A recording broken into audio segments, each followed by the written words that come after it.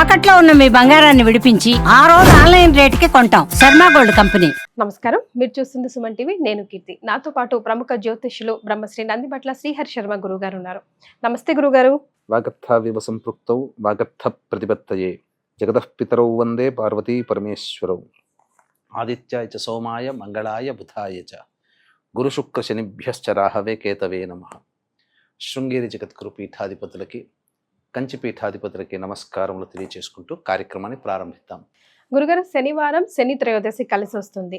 అసలే శని భగవానుడు చాలా పవర్ఫుల్ గా ఉన్నాడు. షడ్గ్రహ కూటమి మొన్న వెళ్ళిపోయింది. కొంతమందికి ఇప్పుడే స్టార్ట్ అవుతే కొన్ని గ్రహాలకి కొన్ని రాశులకి నెత్తి మీద స్ట్రాంగ్ గా ఉంటే కొంతమందికి వదిలించుకొని వెళ్ళిపోతున్నాడు. సో ఈ సందర్భంగా మనం ఈ శని త్రయోదశిని ఎలా ఉపయోగించుకోవాలంటారు? ఈ రోజు వివిధ రాశుల వారు ఎలాంటి పరిహారాలు పాటిస్తే వారి జీవితం బాగుంటుందంటారు? ఇలాంటి విషయాలని వీడియో ద్వారా మనం తెలియజేద్దాం గురుగారు. ఇప్పుడు ప్రస్తుతం మనం గమనించుకున్నట్లయితే వెరీ రీసెంట్గా 29 మార్చి తేదీన శని భగవానుడు కుంభరాశి నుంచి మీనరాశిలోకి ప్రవేశం చేశాడు. ఈ కారణం చేత కుంభ మీన మేషరాశి వారికి ఏలిన నాటి శని, మిథున రాశి వారికి కంటక శని, సింహరాశి వారికి అష్టమ శని, ధనుస్సు రాశి వారికి అర్ధాష్టమ శని, కన్యా రాశి వారికి దాంపత్య శని, కర్కాటక వృశ్చిక రాశిలో జన్మించినటువంటి వారికి యోగ శని ప్రభావం వెరసి మేష మిథున కర్కాటక సింహ కన్య వృశ్చిక ధనుస్సు కుంభరాశులలో జన్మించినటువంటి వారికి శని ప్రభావంతో ఇబ్బంది పడుతూ ఉంటుంటారు. అంటే ఇక్కడ మనకు కర్మ సిద్ధాంతం మనకు కొంత తెలియాలమ్మా. ఎందుకు శని భగవాను అంత భయపడతారు అంటే, ఈ కలియుగంలో ప్రతి వ్యక్తి కూడా పాపములు చేసిన వాడే, మీతో నాతో సహా, తెలిసి తెలియక. అటువంటి పాప ప్రభావాలు వెంబడే ఫలితాలు ఇవ్వవు. ఎప్పుడు ఆ పాప ఫలితాన్ని మనం పొందుతాము అనంటే, ఈ శని భగవానుల వారు సంచరించేటువంటి రాశులని సందర్భంగా అష్టమ శనో, అర్ధాష్టమ శనో, ఏలిన నాటి శనో, యోగ శనో, కంటక శని ప్రభావం ఉన్నప్పుడు, అప్పుడు మనం గతంలో చేసినటువంటి పాపాలు, ప్రారబ్ధ కర్మలు, గత జన్మ దోష ప్రభావాలు వెరసి ఒక్కటిగా చేరి మనం ఇబ్బంది పడుతూ ఉంటుంటాం. కాబట్టి శని ప్రభావంని గురైనటువంటి రాశుల్లో జన్మించినటువంటి వారు ఆ శని త్రయోదశి సందర్భంగా ఉన్నటువంటి రోజున కొన్ని పరిహారాలు పాటించుకుంటే చాలా మటుకు ఉపశమనం లభిస్తుంది. గురుగారు, శనివారం శని త్రయోదశి ఎందుకు అంత ఆస్పిషియస్ డే, అంటే అంత పర్టికులర్ గా మనం ఎందుకు చూస్తాం? త్రయోదశికి శనికి ఉన్న ఆ లింక్ ఏంటి గురుగారు? చాలా మంచి ప్రశ్న వేశారమ్మా. ఎందుకనంటే త్రయోదశి అనేటువంటిది తిథికి అధిపతి రుద్రుడు. నవగ్రహాలలో రుద్రాంశ సంభూతుడుగా పేర్కొనబడినటువంటి గ్రహము శని భగవానుడు. సాక్షాత్తు ఈశ్వరునే ముప్పు తిప్పలు పెట్టినటువంటి గ్రహము, అంటే నిజాయితీగా పనిచేసేటువంటి గ్రహం. ముఖ్యంగా త్రిమూర్తులలో లయకారకుడు ఈశ్వరుడు ఎలాగో, నవగ్రహాలలో లయకారకుడు శని భగవానుడు. కాబట్టి ఇట్టి రుద్రునికి సంబంధించినటువంటి తిథి త్రయోదశి తిథి, శనికి సంబంధించినటువంటి వారము శనివారము, ప్రదోషకాలం ఎలాగో సంబంధించినటువంటి ఈ రుద్రునికి సంబంధించి చెప్పబడింది కాబట్టి శని త్రయోదశి అని అంటుంటారు. ఓకే, అంటే ఉదయం 8:30 లోపే ఉంటుంది త్రయోదశి కాలం అంటున్నారు గురుగారు. అంటే ముందు రోజు పాటించాలా? శుక్రవారం రోజు శనివారం రోజు పాటించినా కూడా సూర్యోదయానికి ఉంది కాబట్టి విధి విధానాలు అదే రోజు ఆచరించాలంటారా? ఇప్పుడు వస్తున్నటువంటి శని త్రయోదశి చాలా ప్రత్యేకమైనది, మహత్యపూర్వకమైనదిగా చెప్పబడినది. ఎందుకంటే శనివారము త్రయోదశి తిథి కలిసి వచ్చినటువంటిది శని త్రయోదశి. పైగా శనికి సంబంధించినటువంటి ఉత్తరాభాద్ర నక్షత్రము ఉదయం 6:42 వరకు ఉంది. తర్వాత త్రయోదశి తిథి ఉదయం 8:36 వరకు ఉంది. కాబట్టి శని భగవానుడికి సంపూర్ణముగా ఉన్నటువంటి రోజు. మళ్ళీ ప్రాచీన సంఖ్యాశాస్త్రం ప్రకారం కనుక చూసుకున్నట్లయితే 26వ తేదీ అనేటువంటిది 2+6 ఎంతమ్మా? 8. 8 సంఖ్య శని భగవానికి సంబంధించినటువంటిది.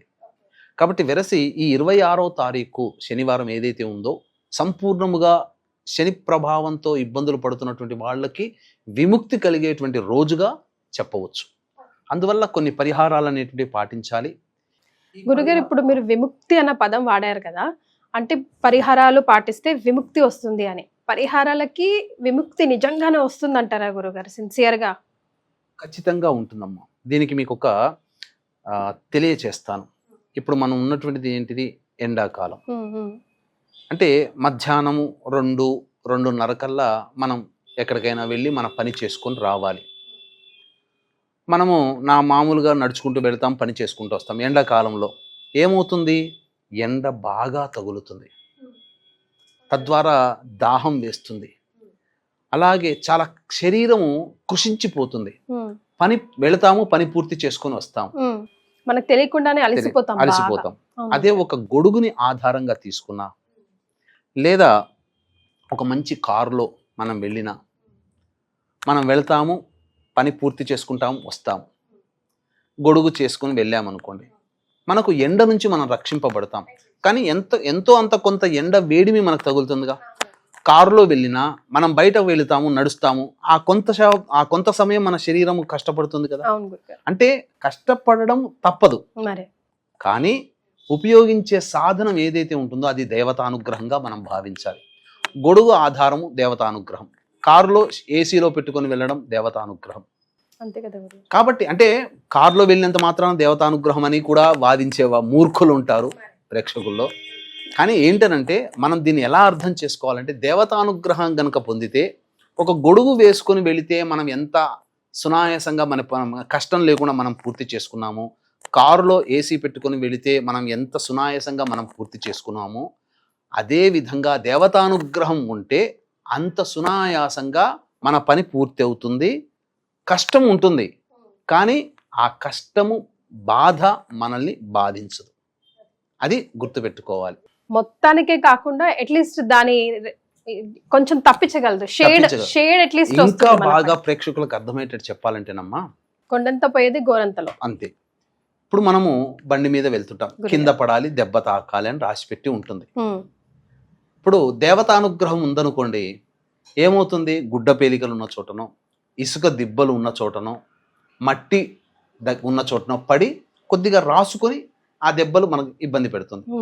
దేవతానుగ్రహం లేకపోతే ఏమవుతుంది, డాంబర్ రోడ్లోనో లేకపోతే బండరాళ్ళు ఉన్న చోట పడి ఎక్కువగా ఒరిపిడి గురయ్యి బాగా శరీరము ఇబ్బంది పడుతుంది. అంటే మనకు జ్యోతిష్యంలో ఈ సంబంధించినటువంటి కింద పడడం అనేటువంటిది ఉంటుంది, కానీ నువ్వు ఇంత మేర దెబ్బ తగులుతుంది, ఇన్ని సెంటీమీటర్లు నీకు రాసుకపోతుంది, ఇంత రక్తం పోతుంది, ఇంత ఔన్సుల రక్తం పోతుంది అని ఎక్కడ శాస్త్రంలో ఉండదు. కింద పడడం అనేటువంటిది ఉంటుంది కర్మవశాత్తు.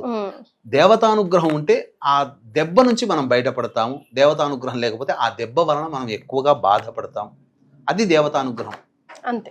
కాబట్టి పరిహారాలు చేసుకుంటే ఖచ్చితంగా ఆ పరిహారాల ప్రభావం వలన కష్టపడడం తప్పదు, కానీ ఆ కష్టం ఇష్టంగా మారి ఆ పనిని పూర్తి చేసుకుంటాము, లేదా మనకు తెలియకుండానే మనకు సమస్యలు తీరిపోతాయి. అందుకని పరిహారాల విషయంకి వచ్చేసరికి 2 రకాల పరిహారాలు ఉంటాయి ఎప్పుడైనా కానీ. ఒకటి దైవ పరిహారము, 2 మానవ పరిహారం. దైవ పరిహారం అంటే దైవం మంత్రాధీనం, తన్మంత్రం బ్రాహ్మణాధీనం.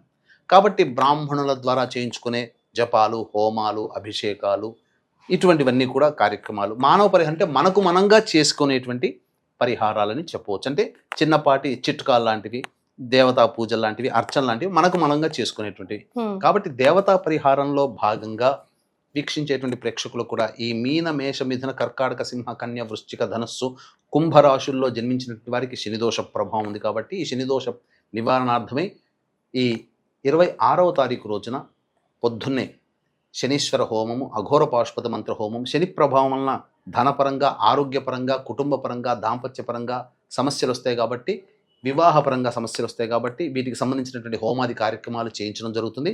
ముఖ్యంగా ఈ శంకరుంగలిమాల అంటే శంగాలి కరుంగలి కలిసినటువంటిది అత్యంత అరుదుగా లభిస్తుంది, ఎక్కడ పడితే అక్కడ దొరకదండి. దీనికి ఈ శనీశ్వర హోమము, అఘోర పాశుపత మంత్ర హోమము శక్తిపాతము చేసి ఈ మాల మీకు ఇవ్వడం జరుగుతుంది. చక్కగా రాగిలో చుట్టబడినటువంటి మాల అండి. ఎప్పుడు కూడా మాల దగ్గరగా కలిసి ఉండకూడదు, పూసలు దూరంగానే ఉండాలి. ఇటువంటిది నాణ్యమైనటువంటి స్వచ్ఛమైనటువంటి శంకరుంగలి మాల అనేటువంటిది మీకు శక్తిపాతం చేసి ఇవ్వడం జరుగుతుంది. అవకాశం ఉన్న వాళ్ళు ఈ మీన, మేష, మిథున, కర్కాటక, సింహ, కన్య, వృశ్చిక, ధనుస్సు, కుంభరాశులు జన్మించినటువంటి వారు ఈ కార్యక్రమంలో పాల్గొని దీన్ని పొందవచ్చు. ఇక మానవ పరిహారాల్లో భాగంగా రమ్మ, ఎందుకనంటే మనకు సూర్యోదయం ప్రారంభమైన దారభ్యత దుర్ముహూర్తం ప్రారంభమవుతుంది ఈ యొక్క శనివారం రోజున. గురుగారు. కాబట్టి ఉదయం 4 గంటలకే లేచి కాలకృత్యాదులు తీర్చుకొని సూర్యోదయం కాకముందే శివాలయానికి చేరుకుని ఆ శివాలయంలో ఖచ్చితంగా నవగ్రహాలు ఉంటాయి.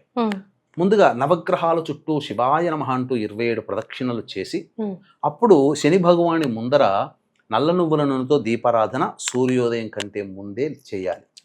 చేస్తే అప్పుడు ఆ దుర్ముహూర్త ప్రభావంలో మనం పడం.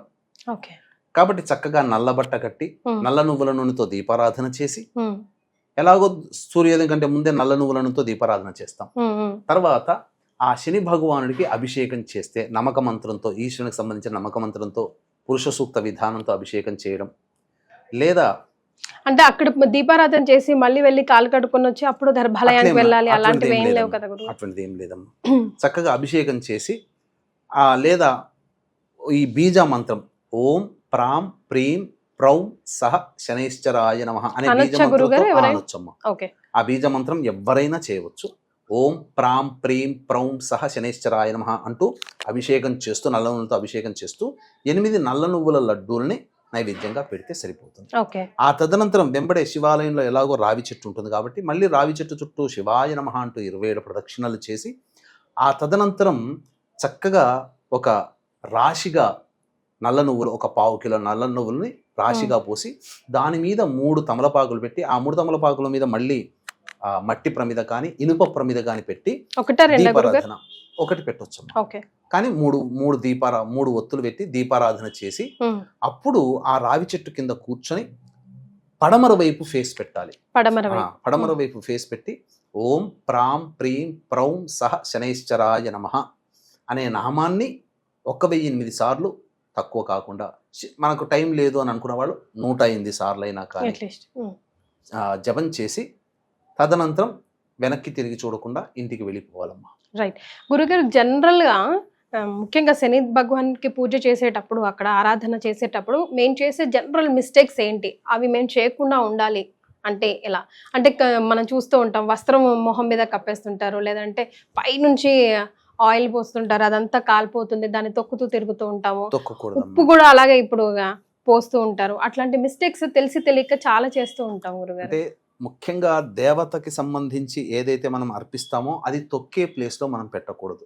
తెలియక చాలా మంది పక్కకు పడేస్తుంటారు. గళ్ళ ఉప్పు, ఇంకా చెప్పాలి అంటే ఆ శని భగవానుడికి బెల్లం ఉంటుంది. నల్ల బెల్లం దొరికితే చాలా విశేషం అమ్మా. ఆ నల్ల బెల్లం ముద్ద దొరికి దాన్ని ఒక దీప ప్రమిదలాగా చేసుకున్నా, లేకపోతే ఎల్లో కలర్ బెల్లం దొరుకుతుంది, గడ్డలు దొరుకుతాయి, దాన్ని ఒక గుంతలాగా తవ్వితే అప్పుడు తీస్తే దాంట్లో నల్ల నువ్వుల నూనె వేసి దీపారాధన చేసినా చాలా శుభ ఫలితాలు కలుగుతాయి. తర్వాత ఆ రోజున ఖచ్చితంగా చేయాల్సినటువంటిది ఏంటంటే ఉపవాసం ఉంటే చాలా మంచిది. లేదు ఉపవాసం ఉండలేని వాళ్ళు ఏదైనా కానీ వృద్ధులకి, మానసిక శారీరక వికలాంగులకి అన్నదాన కార్యక్రమం చేస్తే చాలా విశేషం. పారిశుద్ధ్య కార్మికులకి ఏదైనా కిచెన్ సామాన్, వాళ్ళు వండుకునే సామాన్ ఇచ్చిన, మున్సిపాలిటీ సిబ్బందులు పనిచేస్తారు కదా, వాళ్ళు ఊడ్చే వాళ్ళు, వీళ్ళందరూ ఉంటారు, చెత్త ఎత్తిపోసే వాళ్ళు ఉంటారు కదమ్మా, వాళ్ళకి ఏదైనా కానీ ఇచ్చేయచ్చు. ఇంకా విశేషంగా చెప్పాలి అని అంటే ఆ యొక్క మున్సిపాలిటీ సిబ్బందికి డబ్బు లేని వాళ్ళు కూడా ఉంటారు కదమ్మా చాలా మంది. అప్పుడు మనకు కిచెన్ సామాన్లు కొనేంత శక్తి లేదు అనుకున్న వాళ్ళు కనీసం వాళ్ళకి ఛాయ్ తాగండమ్మా అని చెప్పి 10 రూపాయలు చేతిలో పెట్టినా చాలు. ఆ పుణ్య ఫలితం చాలా బాగా పనిచేస్తుంది. ముఖ్యంగా మరీ ముఖ్యంగా ఆ రోజున మాస శివరాత్రి కూడా అయింది. 26వ తారీఖు రోజు మాస శివరాత్రి కాబట్టి అవకాశం ఉంటే ప్రదోషకాల సమయం వరకు ఉపవాసంతో ఉండి మళ్ళీ శివాలయానికి చేరుకుని ప్రదోషకాలంలో ఆ శివుడికి అభిషేకము అర్చన చేస్తే మహా అద్భుతమైనటువంటి ఫలితం కలుగుతుంది. అంతేకాకుండా ఆ రోజున కాలభైరవుడి దేవాలయం ప్రతి శివాలయంలో ఉంటుంది. అవునండి. కాలభైరవుడికి కూడా నల్ల నువ్వుల నూనెతో అభిషేకం ఆ రోజు చేస్తే ప్రదోషకాల సమయంలో ఇక ఈ శని భగవానుడు వల్ల కలిగినటువంటి ఈతి బాధలు ఏవైతే ఉంటాయో అవన్నీ కూడా మనకి తెలుస్తుంది. మనం బాధపడతాము, వీటి వల్ల మనకు సమస్యలు వస్తున్నాయని తెలుస్తుంది, కానీ ఆ సమస్యల పరిష్కారం కూడా జరిగిపోతాయి. అది అందుకనే మీన, మేష, మిథున, కర్కాటక, సింహ, కన్య, వృశ్చిక, ధనుస్సు, కుంభరాశుల్లో జన్మించినటువంటి వాడు ఇటువంటి వాళ్ళు ఈ పరిహారాలు పాటించుకోవాలి. అవకాశం ఉంటే మన పీఠమార్జనలో జరిగేటువంటి ఈ కార్యక్రమాలు నమోదు చేసుకోవడం ద్వారా శంకరుంగలి మాల అనేటువంటిది వాళ్ళు పొందవచ్చు. ఇది ధరించడం ద్వారా నెగిటివ్ ఎనర్జీ అనేటువంటిది మన శరీరంలో ఉండదు. పాజిటివ్ ఎనర్జీ వస్తుంది. నరదృష్టి నరఘోష పోతుంది. ముఖ్యంగా కాలసర్ప దోషము కుజ దోషముతో బాధపడుతున్నట్టు వాళ్ళకి ఈ శంకరుంగలి మాల చాలా బాగా ఉపయోగపడుతుందని చెప్పవచ్చు. రైట్, చాలా సంతోషం గురుగారు. శనివారం శని త్రయోదశి మాస శివరాత్రి కలిసి రావడం, ఈ రోజు మనం అంతా ఎలా సద్వినియోగం చేసుకోవాలో, ఏం చేయాలి ఏం చేయకూడదో సవివరంగా గురుగారు తెలియజేశారు. సో ఈ అన్ని రాసుల వారికి ఆల్మోస్ట్ ఎఫెక్ట్ అయి ఉంటుంది కాబట్టి ఈ రోజు మీరంతా కూడా సద్వినియోగం చేసుకోవాలని మనస్ఫూర్తిగా కోరుకుంటున్నాను. చాలా సంతోషం గురుగారు, ధన్యవాదాలు. సర్వం శ్రీ ఉమామహేశ్వర పరబ్రహ్మార్పణమస్తు.